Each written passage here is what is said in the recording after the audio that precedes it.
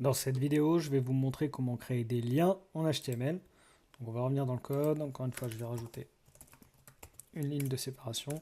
Et on va créer un lien avec la balise A. Donc un lien, c'est ce qui permet en fait d'aller d'une page à une autre, ou bien d'aller vers un autre site web. Donc pour ça, on utilise la balise A et il va falloir définir vers quelle page on veut aller sur cette balise. Donc ici, je vais rajouter l'attribut href pour définir le lien de ma page. Donc en l'occurrence, je vais aller sur la page de mon site internet par exemple. Donc j'écris le nom du site et derrière, je peux fermer ma balise. Donc ça rajoute l'élément de fermeture de ma balise et à l'intérieur, je peux y mettre un texte. Donc je vais mettre site de H2P par exemple. Et je vais relancer. Vous allez voir que directement, on a le lien qui apparaît ici et on peut cliquer dessus pour accéder à cette nouvelle page. Donc ici, vous voyez que ça remplace la page et que ça va directement sur ce site.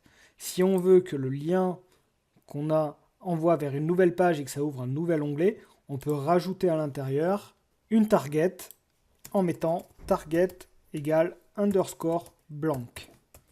Quand on va cliquer sur le lien, ça ouvrira un nouvel onglet avec notre page. Bien sûr, la première utilité d'un lien, c'est pas d'aller vers un autre site web, c'est de rester sur son site, mais de naviguer de page en page. Pour faire ça, on va générer une nouvelle page et je vais vous montrer comment ça fonctionne. Donc je vais créer un nouveau fichier, new file, je vais l'appeler fichier 2.html et on va inscrire dedans ici le deuxième fichier. Voilà, on peut le mettre dans un titre, on va mettre un titre H1. Et on va faire en sorte de pouvoir aller sur cette page-là. Donc je vais laisser ce lien-là et je vais mettre en dessous le lien vers la nouvelle page. Donc également c'est un ahref. Et ici on va renseigner le nom du fichier. Donc ça va être fichier2.html. Et je vais enlever le target blanc puisqu'en l'occurrence j'ai pas envie que ça ouvre un nouvel onglet. Et je vais y mettre également un texte différent. Donc là c'est fichier 2. On peut mettre bien entendu ce qu'on veut ici.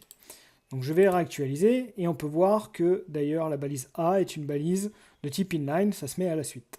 Donc si je clique sur fichier 2, je vais bien aller sur ma deuxième page. En l'occurrence ici j'ai pas de menu donc je ne suis pas capable de revenir à ma page précédente. Vous remarquerez quand même que dans l'URL, l'URL change. Donc ici, si je veux retourner sur ma précédente page, je peux écrire cv.html pour y retourner. Ça revient exactement au même de le faire dans l'URL ou de le faire via un lien.